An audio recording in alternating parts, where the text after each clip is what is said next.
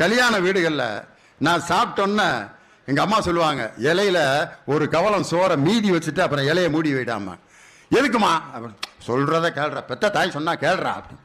சரிம்மா அப்படின்னு ஒரு 10 வயசு வரைக்கும் அதே மாதிரியே இலையில சாப்பாட்டை மூடி வச்சுக்கிட்டே இருந்தேன்.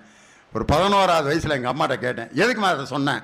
எங்கள் அம்மா சொன்னாங்க, சாமி இந்த இலையில சோறு வச்சு மூடி வச்சு எதுக்கு நான் போட சொல்கிறேன்னா, இந்த இலையை குப்பையில் தான் போடுவீங்க.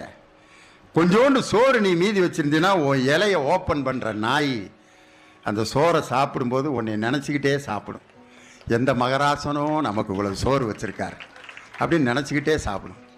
நீ இலையை சுத்தமாக கழுவி போட்டிருந்தீன்னா அந்த நாய் ஓப்பன் பண்ணிட்டு என்ன நினைக்கும், நமக்கு முன்னாடியே ஒரு நாய் இதை நக்கிட்டு போயிடுச்சுன்னு நினைக்குமா? நினைக்காத.